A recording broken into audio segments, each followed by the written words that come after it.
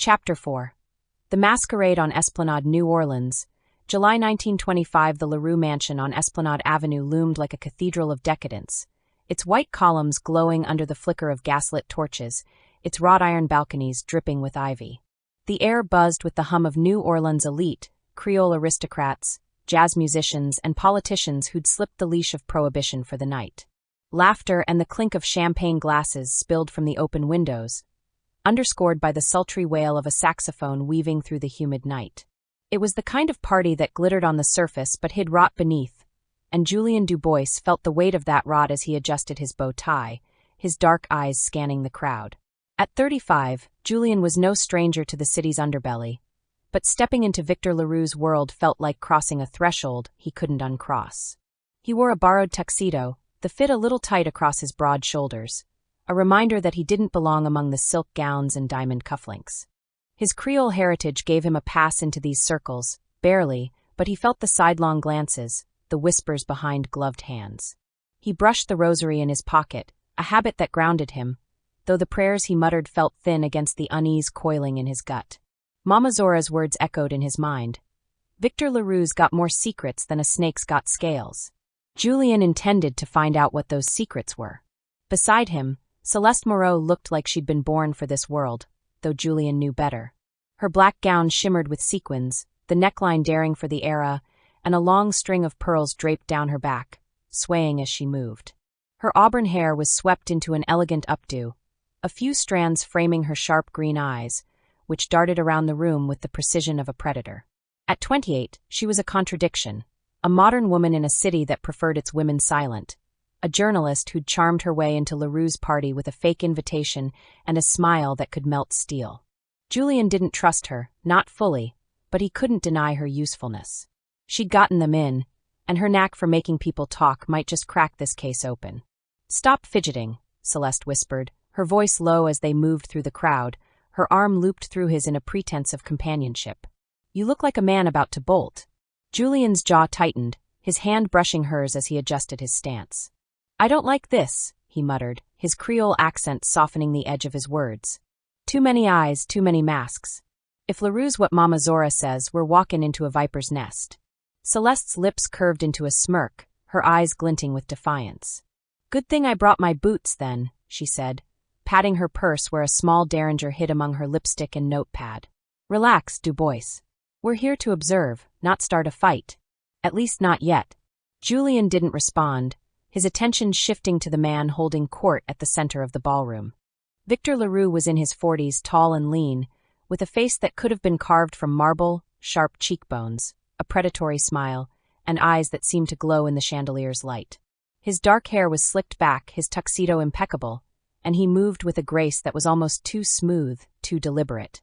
He laughed at something a woman in a feathered headpiece said, but his gaze swept the room, lingering on Julien and Celeste for a moment too long. Julien felt a chill, like a blade pressed to the back of his neck, and he instinctively stepped closer to Celeste. "There he is," Julien said, his voice barely above a whisper. "Victor Leroux. You feel that?" Celeste nodded, her smirk fading. "Like he's looking right through us," she murmured. "Let's split up. I'll work the room, see what the guests know. You get closer to Leroux, watch him, but don't get too close." Julien hesitated, his hand brushing the rosary again. He didn't like the idea of splitting up, not here, but she was right, they'd cover more ground this way. "Be careful," he said, his tone gruff. "If anything feels off, you find me." Celeste's eyes softened for a moment, a flicker of something, gratitude maybe, before her usual bravado returned. "I can handle myself, detective," she said, slipping her arm from his and disappearing into the crowd, her gown shimmering like a shadow in the candlelight. Julien watched her go, then turned his attention back to Leroux. He moved through the crowd, keeping to the edges, his senses on high alert. The ballroom was a spectacle of excess, marble floors, crystal chandeliers, and a jazz band playing in the corner, their music a seductive thread weaving through the chatter. Waiters in crisp uniforms circulated with trays of champagne and absinthe, the green fairies' glow catching the light. But beneath the glamour, Julien noticed details that set his nerves on edge. The way some guests avoided the mirrors lining the walls, the faint reddish stains on a waiter's cuff, the way Leroux's smile never reached his eyes. He positioned himself near the bar, close enough to hear Leroux's conversation without drawing attention. The businessman was speaking to a portly man in a pinstripe suit, his voice smooth as silk. "The city's on edge, Councilman," LaRue said, his tone casual but laced with something darker. "These murders, they're bad for business. But perhaps they're inevitable. A cleansing, if you will." The councilman laughed nervously, sipping his champagne. "A cleansing, Victor? You sound like one of those voodoo priests. Next you'll say we've got vampires in New Orleans." LaRue's smile widened, showing a hint of teeth that seemed too sharp, too white. "Would that be so hard to believe?" he asked, his voice dropping to a purr. "This city was built on blood, after all." Julian's blood ran cold, his hand tightening on the glass of whiskey he'd taken to blend in. He didn't drink, not tonight, but the glass gave his hands something to do as his mind raced. LaRue's words weren't just idle chatter, they were a taunt, a challenge, and Julian felt the weight of Mama Zora's warning like a stone in his chest. "They're here, hiding among the rich folks."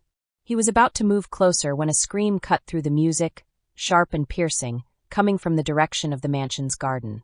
The crowd froze, then surged toward the sound, a wave of silk and satin that carried Julian with it. He pushed through, his heart pounding, his thoughts on Celeste. Had she gotten too close, asked the wrong question? He reached the garden doors, the night air hitting him like a slap, and saw her standing near a fountain, her face pale but composed, her notepad clutched in her hand. A body lay at her feet, a young man in a waiter's uniform, his throat torn open, blood pooling on the flagstones. The crowd gasped, women clutching their pearls, men muttering prayers, but Julian's eyes went straight to the symbol carved into the man's chest. A crescent moon encircled by thorns, identical to the one on the girl from Bourbon Street. The air felt heavy, charged with a malice Julian couldn't name, and he knew, with a certainty that chilled him, that this was no coincidence. Celeste met his gaze, her green eyes wide but steady. "I found him like this," she said, her voice low, meant for him alone. "He was alive a minute ago. I saw him serving drinks. Someone did this while we were inside." Julian crouched beside the body, his gloved hand hovering over the symbol. The wound was fresh, the blood still warm, but there was too little of it, just like the others. He glanced around, his eyes scanning the shadows of the garden, cypress trees, a marble statue of an angel, the flicker of torchlight, but saw nothing. The killer was gone, or worse, still here watching.